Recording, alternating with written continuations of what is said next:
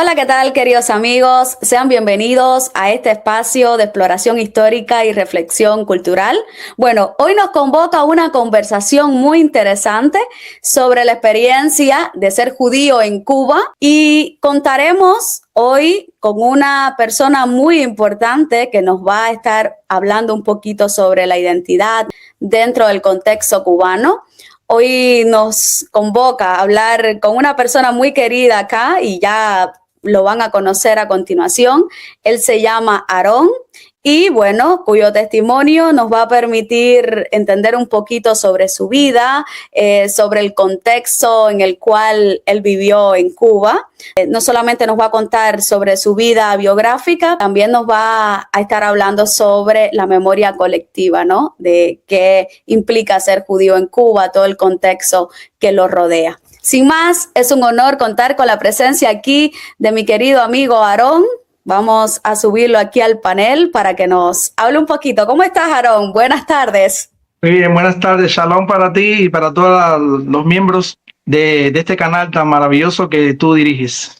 Ay, muchas gracias, Aarón. Para mí en especial y también para aquí, para la audiencia, te va a conocer un poquito quién es Aarón. Bueno, ya vamos a entrar directamente en la pregunta. Aarón, ¿quién eres y cómo se entrelaza tu historia personal, que es súper interesante, con la historia del judaísmo en Cuba? Esa es la primera pregunta que te quiero hacer. Bueno, para hablar de Aarón, tendríamos que decir que Aarón era una persona que nació en La Habana, Cuba, en San Miguel del Padrón, en un lugar muy humilde. Allí pues me crié hasta que migré, en este caso, para acá, para Costa Rica, que estoy acá con mi esposa.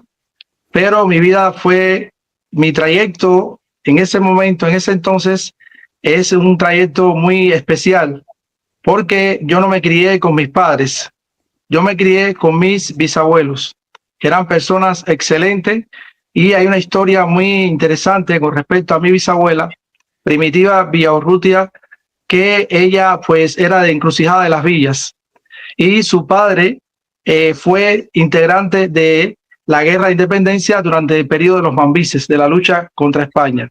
Irónicamente, él era de origen español, pero fue de los que se puso del lado de los Mambises para de esa manera poder liberar a Cuba del proceso de esclavitud que es conocido por todos nosotros. Algo sumamente interesante es que mi abuela me contaba muchas cosas que al parecer tenía raíces propiamente judías, pero no manifiestas, no declaradas abiertamente. Ella tenía cosas y costumbres propiamente que podemos decir que provenían del mundo judío, en este caso sefaradí, pero al mismo tiempo tenía un poco de temor, como pasaba en ese entonces, y no quería pues manifestar su identidad. Pero ella hablaba mucho de su padre que había bajado de una región de España hacia Islas Canarias, y de ahí pues emigró con un grupo de personas buscando una mejor vida, buscando oportunidades hacia Cuba, y propiamente allí pues conoció a la madre de ella, se vincularon y a partir de ahí pues tuvieron varios hijos, y dentro de eso pues evidentemente mi bisabuela como tal.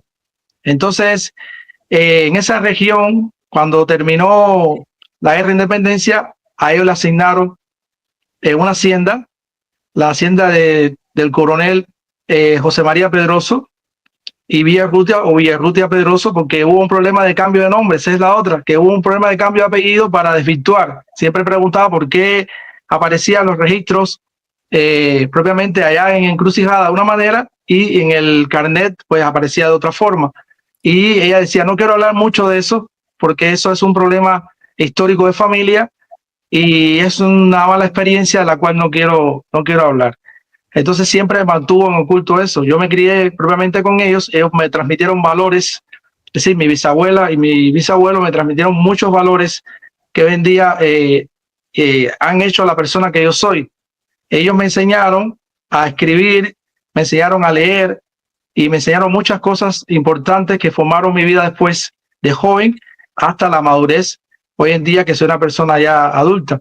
Entonces yo creo que ese fue los pilares fundamentales que conformaron la estructura mía como persona y también la integridad de mi familia. Y hay otra cosa sumamente interesante también. La familia mía es una familia muy peculiar, porque al yo no estar vinculado con mis padres a manera de crianza, en la forma de crianza, pues ciertamente había una tía abuela mía que me veía como alguien especial en la familia. Y cada vez que pasaba algo en la familia, ya siendo aún adolescente, pues me iban a buscar a mí para que entonces yo diera consejos acerca de alguna situación especial que tenía acontecimientos dentro del seno familiar. Eso a mí me llamó mucho la atención. Ella siempre me decía, tú eres como un alma especial en medio de la familia. Tú has venido en un momento importante para nuestra familia, al punto tal que mi padre, del cual él se siente muy orgulloso de mí, siempre me reitera y me dice, cuando tú naciste con los ojos abiertos, porque querías ver todo el mundo, todo lo que había a tu alrededor, tú querías verlo, y te cayó agua de la fuente de tu mamá cuando se rompió, porque automáticamente querías verlo todo, así ver del mundo completo. Y entonces nosotros pensamos que tú viniste con un propósito a este mundo. Así, de esa manera, es el inicio como tal de mi nacimiento y de mi periodo probablemente primario, desde mi niñez hasta mi adolescencia, en ese lugar. Hasta tanto después ya viene otra fase de mi vida, que es que me empiezo a vincular con jóvenes, eventualmente, siendo adolescente, y tratando de buscar experiencias espirituales, cosas que pasaban en mí y yo no tenía respuesta, no había respuesta para ello, lo cual me llevó a encaminarme en diferentes direcciones. Una de ellas fue propiamente que me sentí muy atraído por un programa que estaban dando con respecto a la práctica de yoga. Y dije, bueno, pues para allá vamos. Y entonces, como te había contado anteriormente, previamente, conocí a una persona que él se llamaba Eduardo Pimentel, que fue la persona que introdujo el yoga a Cuba, o una de las personas que introdujo el yoga a Cuba.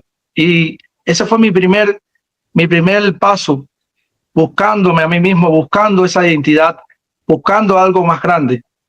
Y ahí estuve un tiempo, pero eso no llenó, eso no cumplía con mis expectativas. Después me vinculo entonces con un grupo de Rosacruz, y entonces en ese grupo de Rosacruz que se encontraba en Santo Suárez, pues sencillamente conozco a una persona espectacular, que ella falleció ya a los 98 años, que se llamaba Numancia. Esa persona era una persona que era muy inteligente y muy espiritual. Y con ella aprendí muchas cosas, pero ella me dijo, mira, yo tengo una biblioteca muy grande y en esa biblioteca tengo a la Blavatsky. ¿Y quién es la Blavatsky? Y entonces a partir de ahí conocí sobre la teosofía. Y entonces ella tenía los libros de la Blavatsky, incluyendo Isis sin velos, y yo manoseaba todos esos libros. Yo quería saber, y ella me habló por primera vez ahí del Zohar, pero no estaba abierta mi alma todavía a entender qué era el Zohar, porque Isis sin velo, al igual que los otros libros de la Blavatsky, ella hace mucha referencia a la Kabbalah, pero no era el momento, ni todavía estaba preparado para ello. No tenía vasija, como decimos nosotros, para eso. Así estuve un tiempo hasta que me alejé después y seguí caminando y seguí buscando a ver si me encontraba y me hallaba a mí mismo. Y en ese interín y en ese andar por diferentes lugares, diferentes grupos, pues entonces caí en la masonería, que esa es otra etapa de mi vida, pero fue porque un señor al cual le debo mucho y que quise mucho, vivía en la cuadra aledaña a la mía, y él me veía y me decía que yo tenía valores y que tenía condiciones para poder ser un masón. Y él es el primero que me lleva a ver primeramente que era una logia, pero no podía entrar todavía porque era un profano, no tenía todavía la iniciación como para poder entrar y formar parte de la logia. Hasta tanto no vieran mi conducta y vieran mi comportamiento, que realmente tenían las condiciones para venir a formar parte de la francmasonería.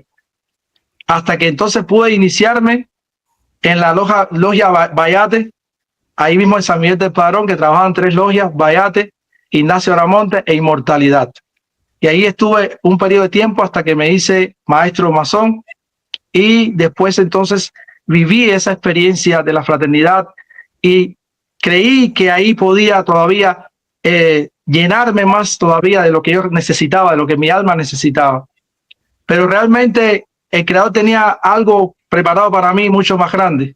Aún así, no lo dejé del todo, pero por situaciones personales no pude continuar en la masonería, que me gustaba muchísimo. Mi hijo había nacido, estamos viviendo un periodo especial en Cuba, muy difícil, era muy difícil. La economía era prácticamente cero para muchas personas, no tenían de qué sostenerse, no había alimentos, aunque ese alimentos que las personas pudieran tener en su propia casa, aunque sí se vendían algunas cosas, pero poder adquisitivo no había, y era muy difícil. Yo tenía un niño muy pequeño y tenía que hacer cosas para poder sobrevivir y poder mantener a mi hijo. Entonces eso trajo como consecuencia que me fui alejando, y una persona que comenzó a hablarme de la Biblia, empezó a hablarme de la Torá y demás, y entonces ahí es donde entro en esa otra etapa de que me lleva a la iglesia, empiezo a conocer, pero no me sentía todavía, aún así tampoco me sentía al pleno completo. A pesar de que estuve mucho tiempo ahí, pues no creo que era mi lugar. Mi esposa no se sentía que ese lugar era para ella, se sentía muy cómoda, a pesar que teníamos muchas personas que nos querían, que nos apreciaban, y a pesar de que aprendimos muchas cosas, pero no consideramos que era el lugar para nosotros como tal. Entonces, ahí maduro, ahí formo algunos principios propiamente con respecto a lo que hoy en día es judaísmo, porque empecé a investigar sobre la posición de la mujer en la Torá, empecé a investigar sobre las festividades, y eso me trajo muchísimos problemas. Wow. Esto me trajo problemas tremendos porque ya me estaba saliendo fuera del círculo de dogma propiamente establecido y rompiendo con ciertos determinados estándares o estatutos, los cuales yo estaba violando, consideraban que yo estaba violando, y por tanto me pusieron en disciplina. El grupo eclesiástico donde yo me movía, yo alcancé ahí una posición de liderazgo, y entonces pues tenía como influencia sobre otras personas por las enseñanzas que yo daba, y las enseñanzas que yo daba no se correspondían con lo que estaba establecido por la doctrina y el dogma propiamente de la institución. Y entonces me sancionaron en varias ocasiones. Fui sancionado en varias ocasiones. Eso me llevó un poquitico como a aislarme. Pero previo a eso, es decir, hablando previo a eso, ya había tenido experiencias personales. Y es la otra parte que quiero contar. Las experiencias personales que yo había tenido son dos fundamentales. La primera, en una ocasión tomo un libro, un diccionario, y en ese diccionario, yo buscando, veo una foto que impactó muchísimo mi alma. Era un estrado. En ese estrado había un rollo que estaba abierto y varias personas vestidos muy elegantes con el chal, es decir, en este caso sería el talit, hoy en día entiendo que era el talit, puesto por encima, y en posición de lectura de ese rollo tan maravilloso que sabemos hoy en día que es la Torá, el Sefer Torá. Y aquello me impactó muchísimo, y yo quería saber al respecto, pero estaba censurado y estaba limitado, y no quería tener problemas en ese sentido. Y por tanto, no hice pregunta ninguna, pero eso quedó grabado en mi alma. Y lo otro que detonó previamente fue en una ocasión un sueño que tuve, donde yo veía, me encontraba en un lugar, y entonces estaba durmiendo, recostado, y sobre mi cabeza había como, caía como unas escarchas, había como un ángel o algo parecido, que estaba así, echando escarchas sobre mi cabeza, como para que yo lograra entender y lograra comprender lo que estaba pasando conmigo. Y aquello impactó muchísimo mi vida. Y entonces ya viene la parte más importante de todas ellas, que es que todo esto conllevó después a la apertura propiamente de ese nivel de entendimiento en relación a lo que yo quería hacer, lo que yo andaba buscando y lo que en mi alma ya estaba presente, quizás aún sin yo proponérmelo antes de nacer, como muchos dicen. Es decir, ya estaba apartado, escogido para ese gran evento que iba a acontecer en mi vida, el despertar de esa alma judía, y luego después venir de retorno nuevamente otra vez a casa, como casi todos nosotros que hemos pasado por este evento tan maravilloso.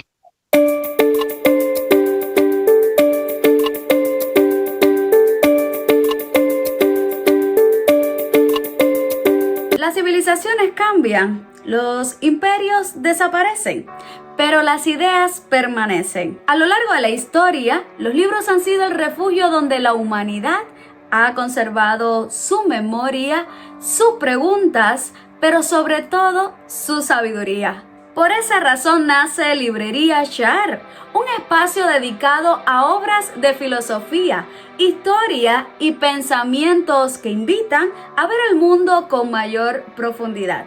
Por eso, mi querido amigo y amiga, si estás en la búsqueda de alguna obra o literatura en particular, aquí en Librería Shahar encontrarás aquello que deseas. Sin más, Librería Shahar, un camino hacia el conocimiento.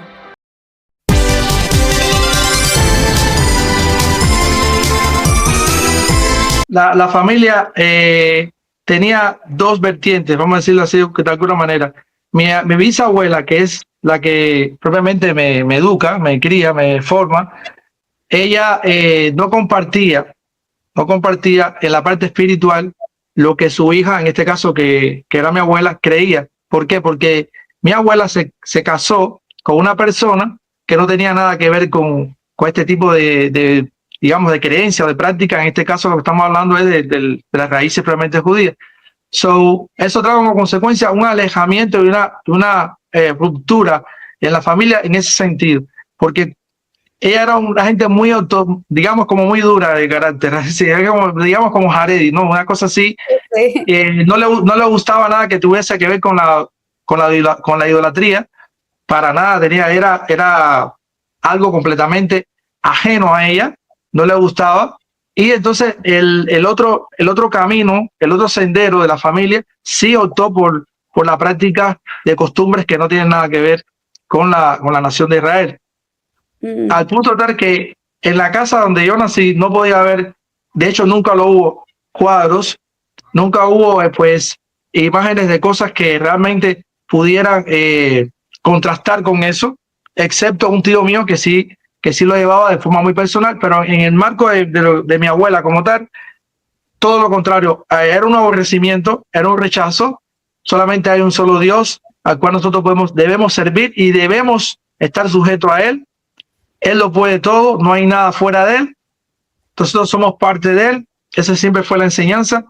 Cuando moría alguien que era propiamente la familia o que afectaba su alma como tal, pues tapaba los espejos, cubría los espejos, leía alguna porción de salmo, otras veces lo hacía mentalmente porque tenía muy buena memoria, la forma de barrer que a la usanza judía, en fin, la forma de vestirse, la forma de comportarse, todas esas cosas fueron como una influencia en mí, ¿me entiendes? Pero no pasó hacia la otra parte de la familia porque tomaron sus propias decisiones, como muchas veces pasan, y empezaron a practicar otras cosas, incluyendo mis padres, ajeno a lo que realmente mi bisabuela traía dentro de ella, y fue lo que ella de manera inconsciente me transfirió, como pasó con muchos de los judíos en Cuba, cuyas raíces la tienen allí desde aquella época, pero se fue bifurcando y se fue enrareciendo dentro de este mundo cultural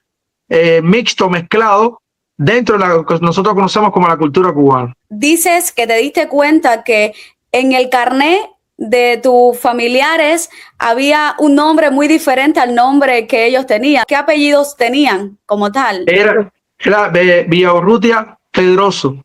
Pedroso, los Pedrosos. Sí, los Pedrosos. De Encrucijada de las Villas. Pero que mi padre, que es el historiador de la familia y que sabe toda la historia de la familia, lo cuenta dedillo, gracias a Hashem por la memoria que tiene, él siempre dice, tu bisabuela, mi abuela, a la cual él quería mucho, pues ella trataba siempre como de confundir, ella trataba como que eso no saliera a la luz, porque aún así todavía vivía como ese temor de que algo pudiera pasar. Es una remembranza temerosa, vamos a decirlo de alguna manera, y mejor se queda eso así y no rebusquemos. Era la palabra, como que decía, no rebusquemos. Ya lo pasado, pasado.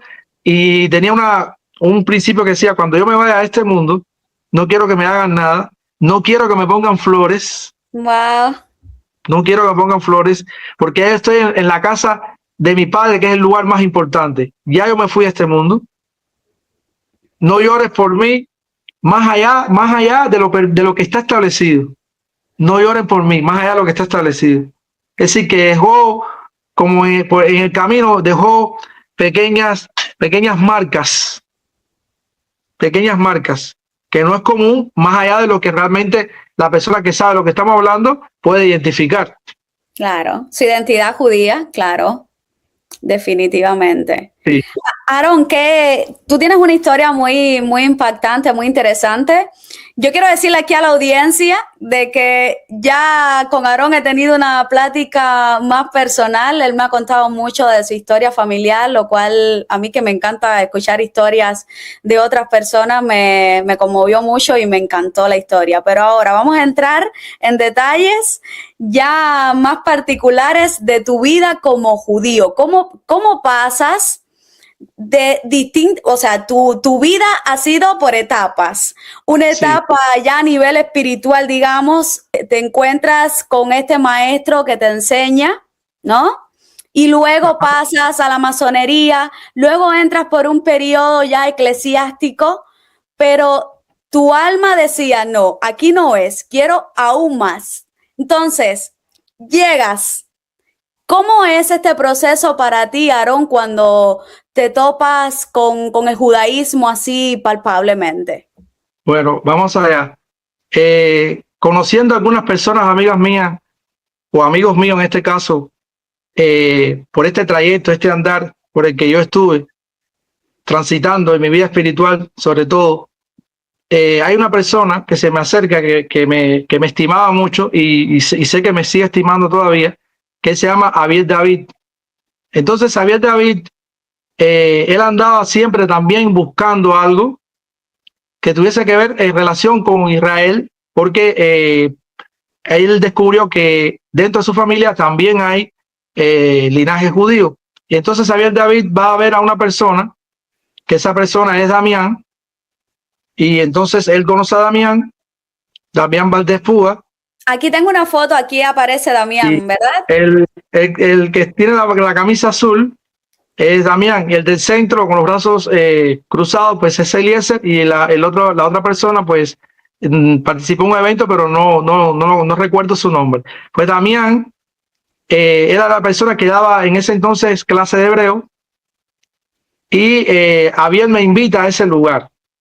Me dice, hay una persona que es judía y que está dando clase de hebreo, perdón, y yo quiero que tú lo conozcas.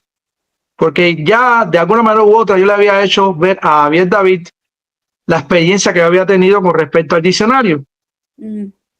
Entonces él dijo, bueno, si tú quieres conocer algo con respecto a de dónde vienen estas personas, qué es lo que ellos practican y cuál es su creencia, pues nada más oportuno que tú puedas conocer a esta persona.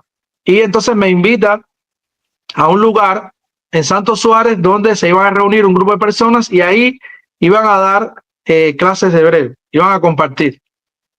Y pues yo voy ese día, y cuando llego ese día pues encuentro a Damián, y Damián dio una clase excelente, empezó a hablar acerca del hebreo, empezó a hablar acerca del Shabbat, y cuando él comienza a hablar de Shabbat, pues entonces eso me impactó muchísimo. Y entonces yo me quedé como pensando, dije Shabbat, empecé a asociar todo aquello y entré en un estado de shock. Entré en un estado de shock porque mi cuerpo empezó a temblar, y entonces mi mente empezaron a pasar muchas ideas, muchos pensamientos, no solamente con respecto a la foto que yo había visto previamente en el diccionario, sino la experiencia que yo había tenido también al dormir y otras lecturas que ya yo había realizado en relación a el mundo judío, pero realmente no le había prestado mucha atención al término judío como tal o judaísmo como tal, sino lo veía como algo que está dentro de una literatura y que me había conmocionado así, de esa manera. pero no estaba tan interesado como cuando me lo explicaron. En este caso, Damián me lo explica, y ya yo empiezo a entender y entro en una disonancia cognitiva. Tú sabes que la disonancia cognitiva es como un choque ahí, propiamente entre el lugar donde yo estaba, que ya no me encajaba, que no tenía nada que ver conmigo, y lo nuevo que comenzaba y que yo sabía que estaba en mi interior y era lo que yo andaba buscando. ¿Cómo yo manejo esta situación? Y entonces yo llego a casa y le cuento a mi esposa, ella no me dice nada, ella se me queda callada y me dice, tú sabes lo que tienes que hacer. Wow. Y a partir de ahí, pues empecé a visitar la casa de Damián, varios eventos que se hicieron allí. Ahí participamos de varios eventos y poco a poco me fui alejando del otro contexto hasta que se enteraron que visitábamos allí un lugar que no era propiamente el indicado conforme a la doctrina que se enseñaba en el otro lugar y conforme a los dogmas y las creencias que había, y por tanto me expulsaron a mí y a otras personas que comenzaron a ir conmigo. En este caso Falconeri fue la otra persona que comenzó a ir conmigo ahí, mi hermano Falconeri. Aquí tengo una foto con Falconeris. Sí, Falconeri. Mi hermano Falconeri, ahí está Falconeri, es la persona con la que yo me inicié en este mundo judío. Él también tiene su raíz y tiene también su experiencia y su historia también. Y el que está detrás es Daniel, una persona que quiero muchísimo y que es, vaya, no tengo cómo explicar la importancia de Daniel en mi vida también, al igual que Falconeri. Pero bueno, en este caso yo me inicio con Falconeri. Daniel viene tiempo después a formar parte de mi vida también y de la experiencia que también he tenido con él en relaciones de amigo y de judaísmo también. ¿En qué año estamos hablando para situar a la audiencia? Cuando tú llegas, cuando te asocias con Falconeri, con esta persona Damián, también, con Damián, ¿estamos hablando de qué años? ¿De qué años? Estamos hablando de 2001. Wow. De 2001 arrancamos. Hace 25 años aproximadamente. 2001. Ese periodo, vamos a decir que en ese periodo de tiempo habían personas que incluso se acercaban a las sinagogas de La Habana, en este caso, ¿no? Y de alguna manera u otra tuvieron su pequeña experiencia a nivel de ese acercamiento con la sinagoga, pero al final, como todos los que no éramos parte de la sinagoga o todos los que no conformaban parte de la sinagoga tradicional, no les fue permitido seguir asistiendo por razones políticas y razones de seguridad de ellos mismos internas, que determinaron hacerlo así de esa manera, fueron entonces acercándose todo ese grupo de personas y conformando estructuras de pequeños grupos encaminados a buscar sus raíces y al estudio del judaísmo propiamente. Y desde la práctica también, porque hubo muchas personas que ya desde ese entonces comenzaron a dejar otras prácticas u otras creencias y entrar en esa dimensión de la práctica del judaísmo, la observancia, al punto tal que los que eran de la comunidad tradicional judía de Cuba, en este caso, pues veían como que estas personas estaban poniendo la vara muy alta en lo que respecta a la observancia. Y entonces eso hizo que aún más todavía hubiese una censura, un cierre, y propiamente se fue incrementando la presencia de más personas con estas características de raíces judías y de familias que eran judías pero no lo sabían, y fueron despertando en ese sentido y fueron conformando después el grupo de La Habana, en este caso el Mordejai, dirigido por Eliezer, en Tunas con Esdra, y nosotros en La Habana, en San Miguel del Padrón, por ejemplo, y había también en Mayabé, que habían otras personas también, no podemos dejar fuera a otras personas que habían en provincia también. Aproximadamente, Aarón, ¿cuántas comunidades independientes existían en Cuba en esa época que tú más o menos recuerdes? ¿Estaban estas que mencionas Mordejai, pero hablas de la de Mayabé, que alguna otra más que tú recuerdes así que... En San José había un grupo de unas familias que eran judías sefardí que después creo que se conectaron con el rabino Manny Viña, que conectaron con el rabino Manny Viña, pero sí era un grupo de familias de San José que sí, que estaban ahí. De hecho, nosotros quedamos en una ocasión en visitarles y compartir con ellos, pero nos veíamos como muy esporádico. El líder de ellos iba a casa y hablaba más o menos algunas cositas, pero nunca fue nada de estructurarnos fuertemente, como fue el caso de las relaciones que sí teníamos más mancomunadamente con Mordejai y con Esdras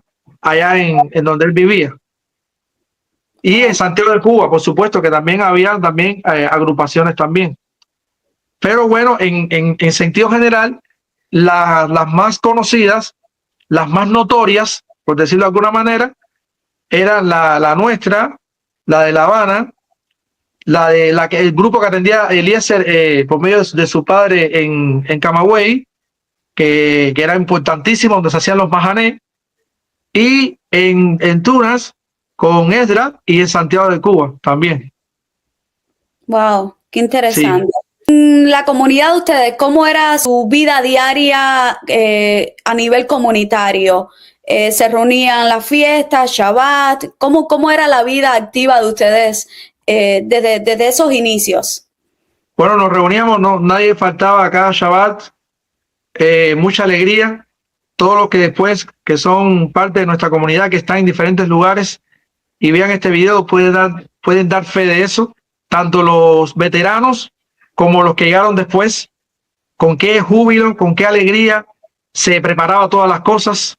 Hay videos que no puedo subir por un motivo del formato del programa, pero hay videos que tenemos de reserva para cuando se quiera hacer un documental o se quiera hacer un reportaje o algo, desde el inicio de nuestros eventos hasta prácticamente cuando ya la comunidad empezó a tomar su lugar y empezaron a salir hacia diferentes lugares los miembros de la comunidad. Aún así, el pequeño grupo que quedó siguió activo en guardando cada festividad, cada Shabbat y cada evento Yom Kippur y lo que viniese. Todas las fiestas como tal. Todas las fiestas. Nosotros pasamos por todos los ciclos de todas las festividades. La fiesta de los árboles, todos los ayunos, en fin, la observancia como tal, como enseña la Torá en ese sentido. Aarón, es interesante lo que cuentas y fíjate que llama mucho la atención cuando se habla de judaísmo en Cuba. Muchas personas a veces no lo tienen claro por el contexto, ¿no? Cuba es un caso muy particular. Por ejemplo, en otras partes del mundo, cuando hablamos de judíos, de una estructura ya más, digamos, establecida, hablamos de sinagoga, una sinagoga establecida donde hay un cierto orden dentro de la sinagoga. Una pregunta, ¿cómo era el sistema de ustedes como tal? ¿Eran simplemente personas, muchos de ellos con descendencia judía, otros entraron por una cuestión que les llamó la atención? Y ahí fue cuando dijeron entre ustedes, vamos a confesionar este grupo para celebrar la fiesta, para digamos, no sé, todo lo que entra dentro del marco de festividades judías. ¿Fue así como, digamos, se fundó, ¿no?, la comunidad de ustedes, o hay algunos otros elementos que puedas platicarnos de cómo se funda la comunidad de ustedes? Claro. La comunidad nuestra fue digamos, de menos a más. Es decir, cuando digo de menos a más fue, como previamente tú dijiste,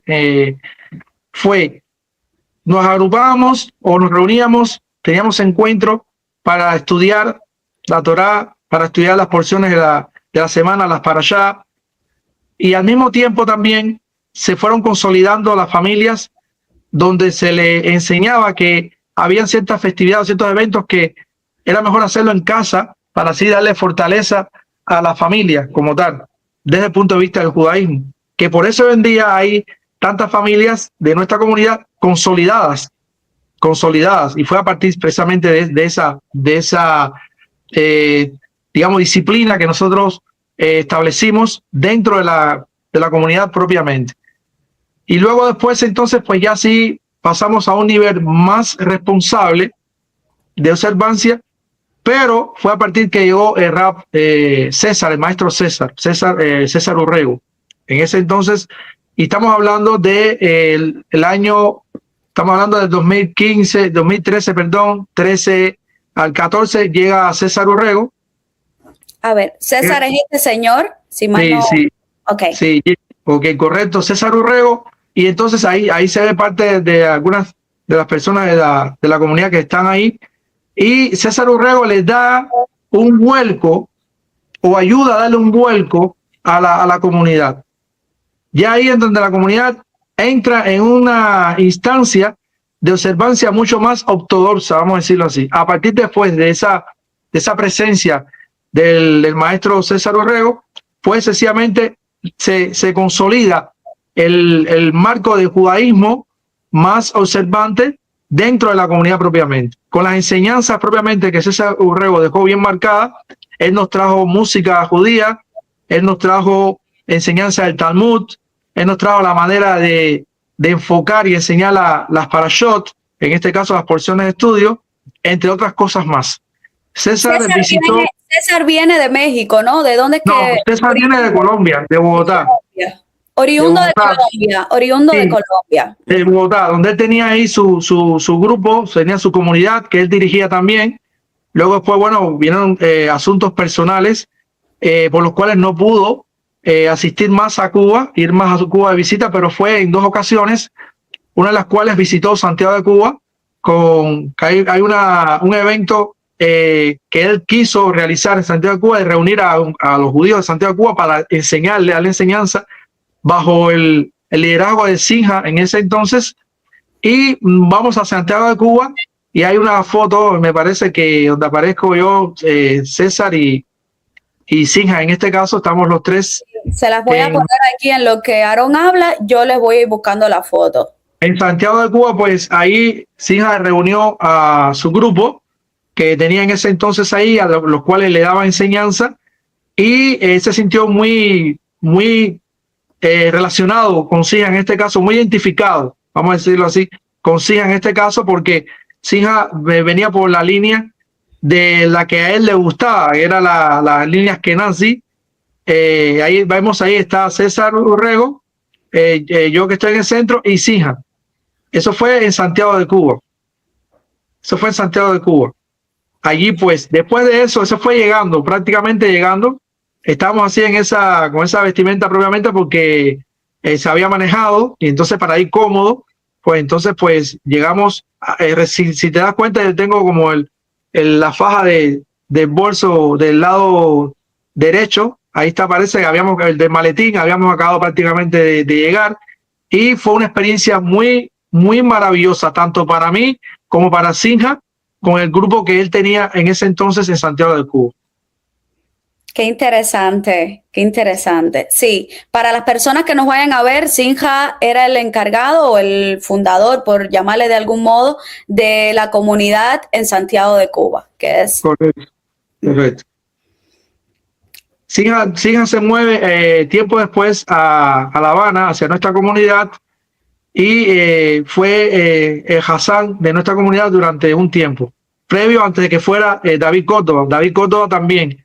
El Raf David Córdoba también fue durante el periodo de tiempo ese mismo de César Urrego. Él se encarga de llevar el Nusach sefaradí en nuestra comunidad, porque siempre estuvo muy apegado, siempre lo hizo muy bien, y pues se desenvolvió como nuestro Hassan durante ese periodo de tiempo en nuestra comunidad, en el tiempo precisamente que César había llegado a Cuba. Ahí pues es una foto muy bonita de Sinja conmigo, que marca pues nuestra relación desde esa época, desde ese tiempo, desde 2002, 2001, 2002, esa parte de atrás venimos nosotros caminando juntos. Qué interesante, qué interesante. Sí. Aarón, aquí yo tengo varias fotos. ¿Qué tal si cuando te las vaya poniendo tú vas explicando un poquito el contexto histórico de las fotos? Hay algo interesante que me gustaría ahora adentrarme. ¿cómo era la relación de la comunidad de ustedes en el marco internacional? Porque si bien ahora voy a poner la foto de un evento que se estuvo haciendo en Cuba, la foto está acá. Déjame, bueno, primeramente te voy a poner la foto previa que estuvimos hablando antes de conectarnos. Aquí. Sí, esa foto tan interesante fue un evento que se hizo, que fue magnífico en el Palacio de las Convenciones en Cuba, a raíz de una propuesta del Centro de Cábala de Nueva York, que ellos querían llegar a Cuba y al mismo tiempo tratar de expandir la sabiduría de la Cábala, principalmente en Ciudad de Habana, pero que después las personas que ellos dejaran como soporte fuesen capaces de llevar esta enseñanza y los materiales que llevaron a diferentes partes del país. Entonces ahí yo aparezco en esa foto con tres muchachas que ya son traductoras de inglés en este caso, porque los que vinieron fue una delegación americana y no sabían hablar español, y entonces pues ellas se dedicaban a traducirles. Y como te había dicho anteriormente, como yo ya hablaba inglés y tenía conocimiento, ellas me invitaron a estar con ellas ahí en el grupo, y esa es una de las fotos donde hubo una multitud increíble de personas que fueron ese día al evento. Fue un evento maravilloso. ¿En qué año fue esta foto? ¿En qué año fue este evento? Este evento fue en el 17, por ahí, 17. Sí, sí. Esta persona, ¿quién es esta persona, Aarón? Cuéntanos. Te conté que esa persona ya no se encuentra entre nosotros, Shimon Sarfati, el rap Shimon Sarfati. Fue uno de los pilares de ese evento, fue uno de los que apoyó ese evento, y él vivía en Israel y sus maestros eran de Israel y también de los Estados Unidos. En este caso, Raf Bell fue uno de sus maestros, entre otros, que tuvo él, y tuvimos una bonita experiencia con él por las enseñanzas de una forma muy breve, muy corta que nos dio, pero que fueron muy significativas para nosotros durante ese periodo y en ese instante mismo, en ese evento. Entonces, él fue una de las personas que marcó mucho mi vida en lo que respecta a la sabiduría de la Cábala. Wow. Shimon Sarfati.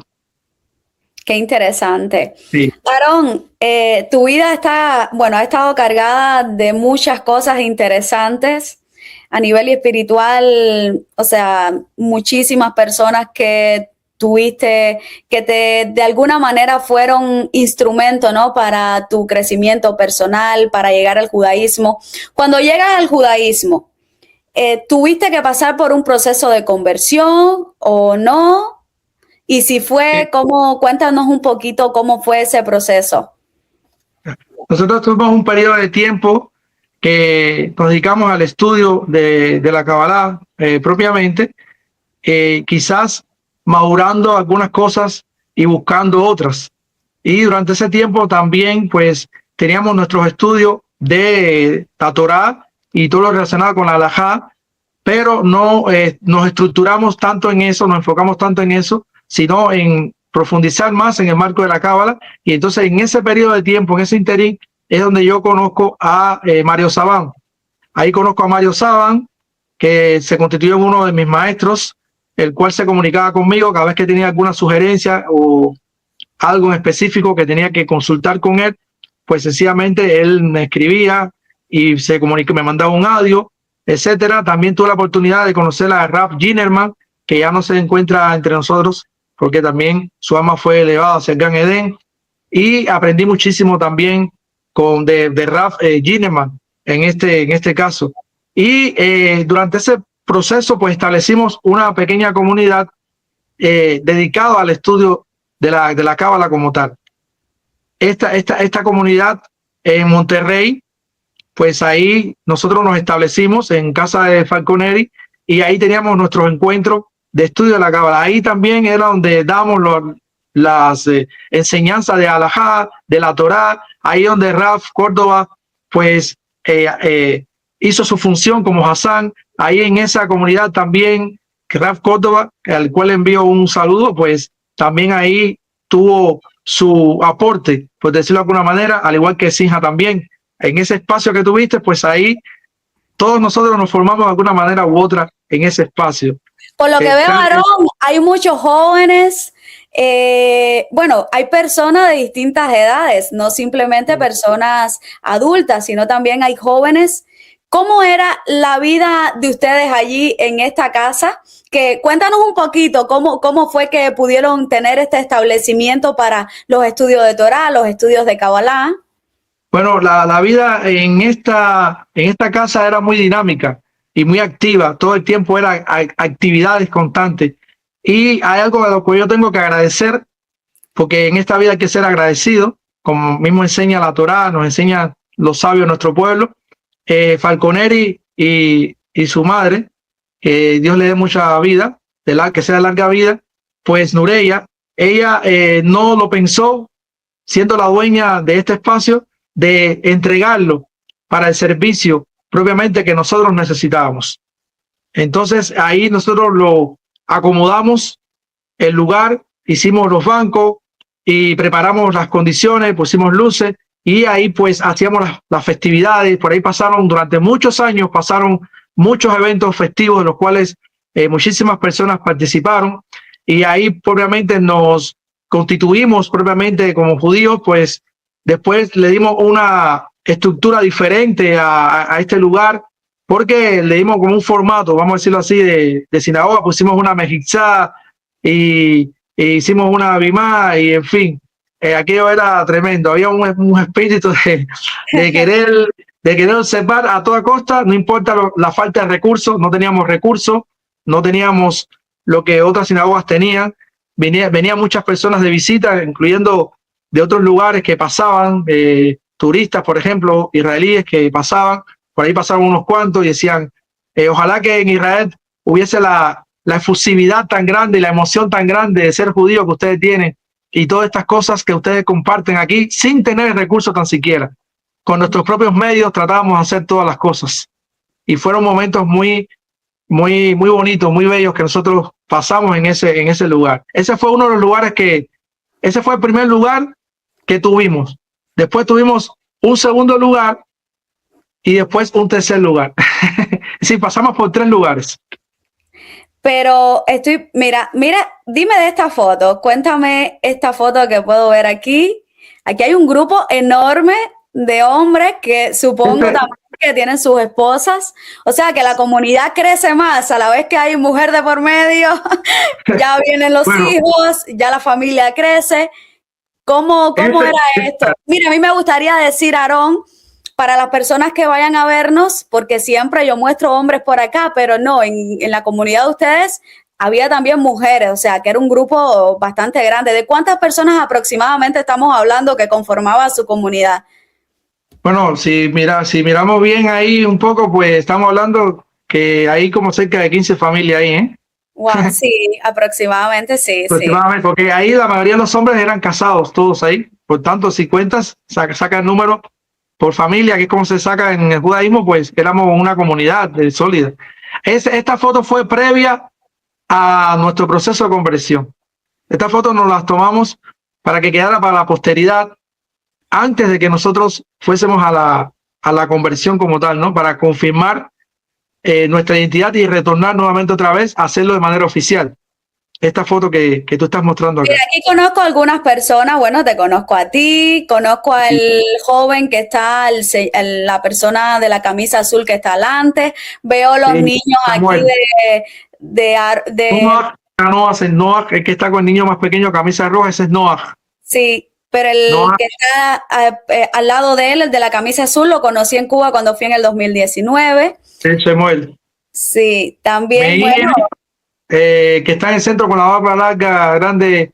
Ese es una de las personas más interesantes que nosotros teníamos en nuestro grupo, porque es una gente muy ocurrente. Y Shelomo es muy ocurrente, es muy ocurrente y sí, muy simpático. Y entre otros más, está Abraham, si lo ves allá atrás, Abraham con los niños aquí están súper pequeños, ahora son ya unos jovencitos. Pero Abraham, exactamente.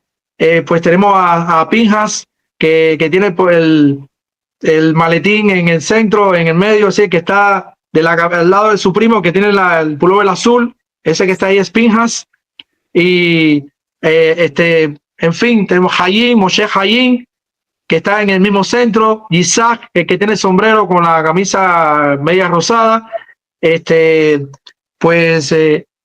fin, tenemos muchísimo.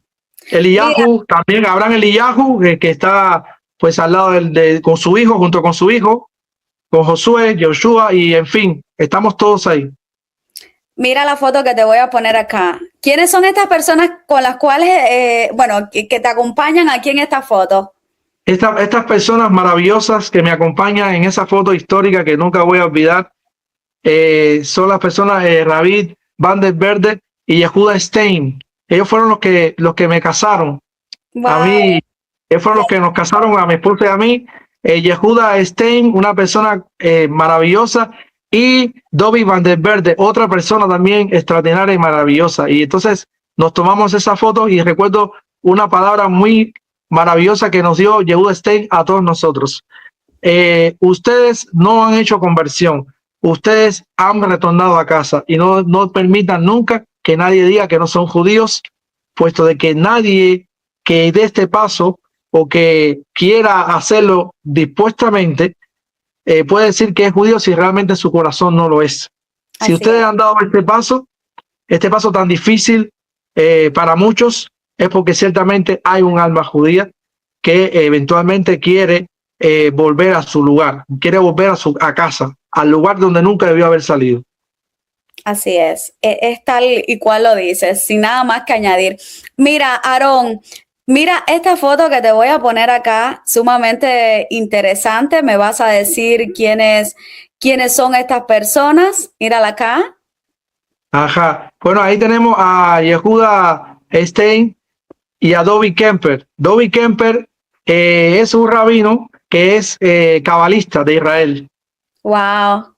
Y entonces fue parte del Beidín. El Av Beidín, en este caso, el rabino Yehuda Stein, al cual nosotros le debemos mucho, junto a Dobby Van der Verde y Dobby Kemper. Y bueno, los que están de la parte de atrás son miembros de nuestra comunidad, como mismo pudiste darte cuenta, percatarte. Pero ahora quiero decirte algo, quiero añadirte algo más. Este es el segundo local que nosotros tuvimos.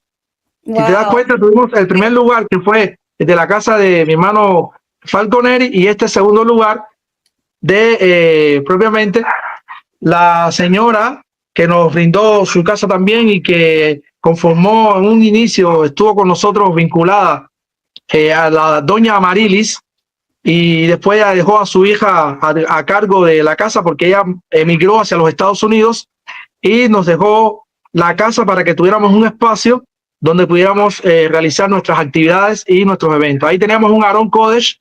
Ya en ese entonces teníamos un Aarón Kodesh con el Sefer Torah, un Sefer Torah de Chabad, que era el que nos habían prestado para nuestros eventos y para la observancia del Shabbat. Las prácticas que ustedes tenían allí eran prácticas según la inclinación hasídica. Las prácticas que ustedes tenían, obvio, es evidente porque las personas que iban eran hasídicos como tal. Ellos no dejaron establecido si realmente nosotros debíamos seguir la línea de ellos por ser nuestros padres espirituales. Ellos nos dejaron el marco abierto, sabiendo de que había muchas personas que tenían diferentes tendencias, propiamente partiendo de las propias familias de las que ellos vienen. Los sefardíes. Exacto. Entonces nos dejaron ese espacio abierto y muchas personas tenían una tendencia propiamente sefardí, la mayoría. Hay otros que se inclinaron más por la parte de Chabad, que la consolidan hasta el día de hoy, y ese era precisamente, se movía en ese marco así, pero generalmente la mayoría era de observancia sefardí, aunque tuvimos mucha influencia de Chabad, pero siempre prevaleció la parte, siempre se iba a todo el mundo por la parte más sefardí. Claro. La parte de Chabad, a la cual nosotros pues le damos gracias al Creador, porque durante mucho tiempo pues suministraban elementos que nosotros necesitábamos para las festividades, sobre todo Pesaj, y por eso le damos gracias por cada bajurín que fueron a Cuba y tomaron de su tiempo para compartir con nosotros y también aprender de ellos también. Claro, Aarón, y también partiendo de que la literatura que llegó a Cuba fue literatura hasídica, también por eso eran lo que ustedes podían leer, literatura hasídica. Y Jabat ha sido, bueno, Jabat está en todas partes del mundo, pero también se encargó en Cuba, también estuvo encargado de llevar literatura a Cuba, de hacer todos estos procedimientos de conversión y demás. Mira, acá prácticamente... Esa es la tercera casa donde estuvimos, la casa de Pinhas Eliyahu, el que está detrás de Meir. El que está a un costado es Sinja. Y Meir es el que está en la lectura junto con Raf Córdoba. Y el que está de la parte de atrás es Pinhas Eliyahu, el cual brindó su casa con mucho amor para que también ahí tuviésemos un espacio, porque el otro lugar ya pues había terminado el periodo en que nos permitieron estar ahí, y automáticamente pues él abrió ese marco de su casa junto con su familia para que nosotros nos estableciésemos ahí y ahí poder tener un espacio donde rezar, donde hacer actividades y donde reunirnos para alabar a Hashem. Qué bonito. Mira aquí cuántos... Exacto. La comunidad propiamente en plena, la comunidad plena, no solamente eran hombres, sino también las mujeres también, que ocuparon un papel también importante, un rol también importante, desempeñaron dentro de nuestra comunidad. Bueno, y según lo que tú según lo que has mencionado, fueron mujeres las que le brindaron la casa para estudiar. La señora que le brindó la casa para estudiar. La mamá de Falconeri, Nureya, a la cual yo aprecio y quiero muchísimo. Y también en este caso, doña Marilis, que ella partió, pero bueno, después quedó su hija. Y bueno, la última casa, la que pues, se encontraba el Sefer Torah marroquí, que muy amablemente llevó Raf Córdoba durante ese periodo de tiempo, fue abierta por, en este caso, Pinhas Eliyahu y su familia. Yo quiero resaltar eso porque fueron personas que durante ese periodo de tiempo abrieron ese espacio para que no nos quedáramos en el aire, y por tanto es un, ¿cómo se dice?, merecido reconocimiento a cada una de esas personas que sacrificaron todo, su espacio, el tiempo de su familia, para poder abrir la puerta a un número, digamos, grande de personas que constantemente iban para los eventos, no solamente de las festividades, aún para estudios, limitando a la propia familia para poder tener ese marco y ese espacio para servir a Hashem. Qué interesante, Aarón. Definitivamente, o sea, tenían, o sea, bases para estudiar, estaban reunidos en comunidad, celebraban fiestas, llevan una vida judía pese, bueno, a las limitaciones que todos podemos conocer que se viven en Cuba, pero bueno, la verdad que allí podían tener un espacio de comunidad, de integración y de vida judía. Mira esta foto qué bonita, te la voy a poner ya para, a ver. Ay, yo creo que se me fue acá el límite de... Pero mira, voy a ir poniendo por arriba personas con las cuales sirvieron mucho y contribuyeron en tu vida espiritual. Aquí está la Rosa, exactamente, Rosa Gómez. Ella es española, profesora de Cábala. Estudió también junto con Mario Saban en el instituto de Mario Saban y de otros maestros también. Y con ella también aprendí muchísimo, y todavía, aún hoy en día, sigue siendo maestra mía en algunos aspectos dentro de la sabiduría de la Cábala, en la cual yo sigo aprendiendo y me sigo nutriendo con ella. Qué interesante. Mira acá. Acá tengo otras personas importantes en mi vida, que es Yitzhak, que tiene una familia preciosa, y junto a su esposa ellos han construido un hogar judío y se encuentran en Colombia. Qué bonito. Interesante.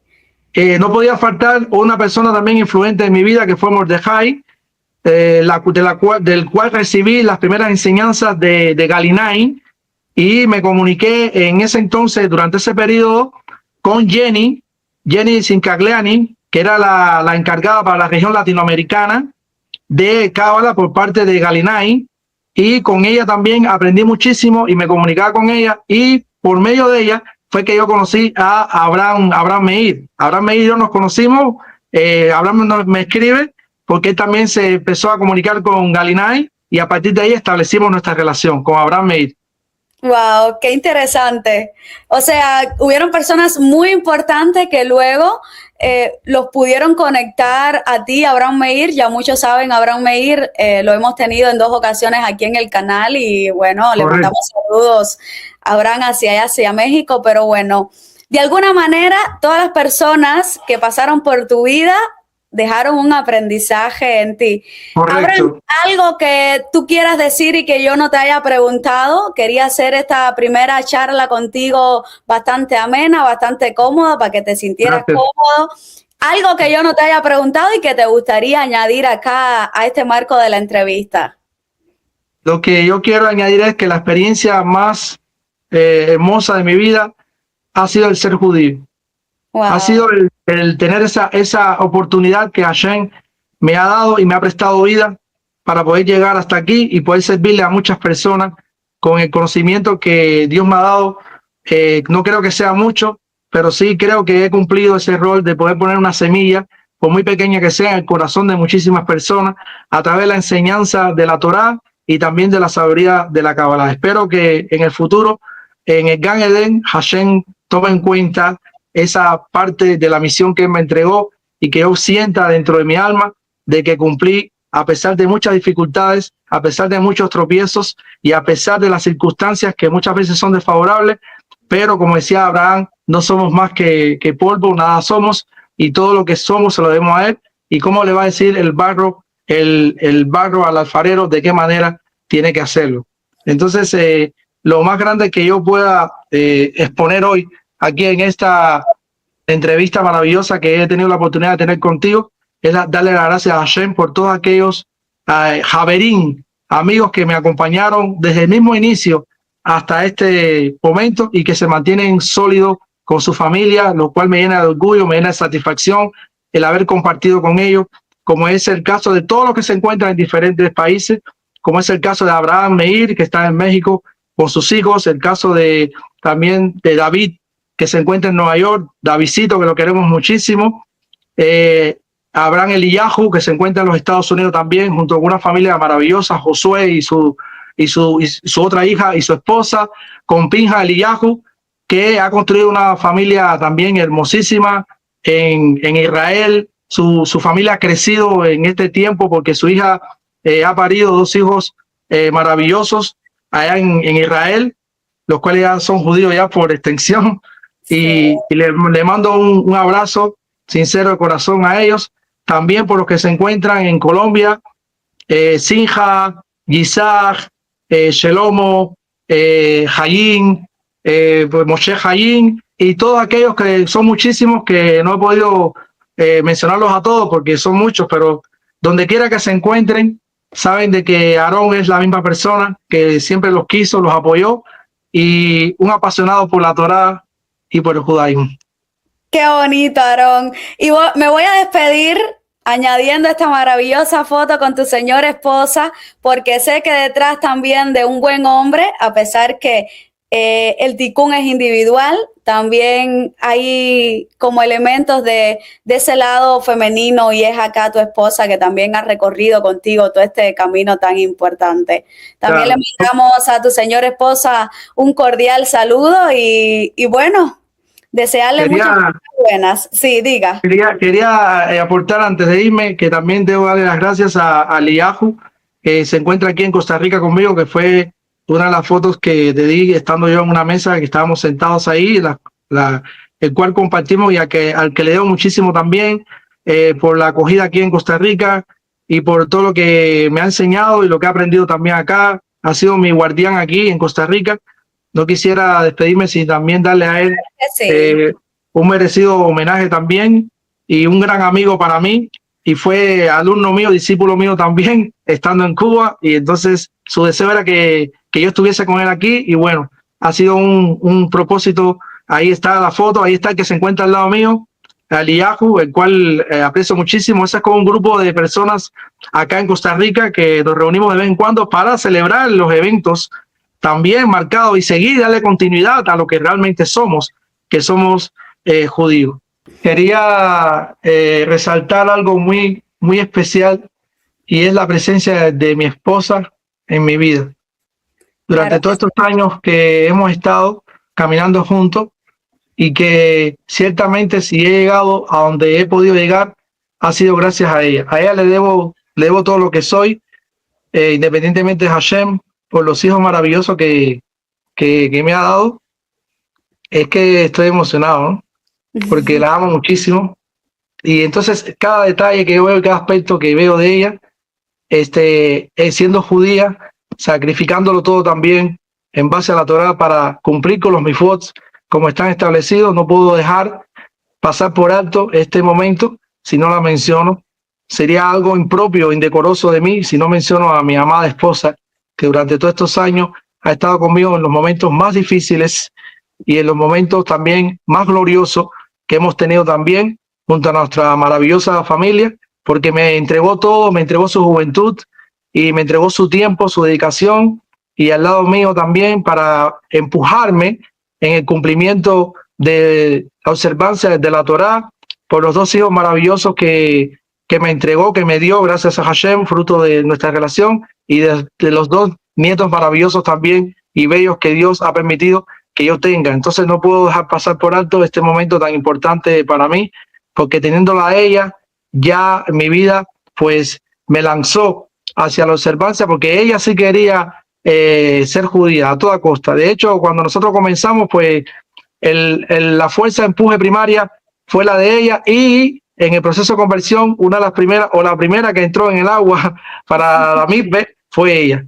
Entonces su alma judía también es una obra de Hashem junto a mí. Considero que es mi alma gemela en este andar que hemos tenido, y espero que la recompensa de Hashem sea como Él quiera y no como nosotros queremos o quisiéramos.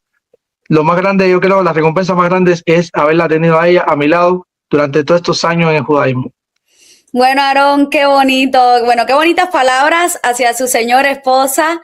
Bueno, ya de una le hago la invitación también por si ella en algún momento quisiera participar aquí en el canal, contándonos un poquito acerca de su vida judía, también cómo fue su vida judía en Cuba y ahora en el país donde se encuentra, en Costa Rica. Pura vida, ¿no?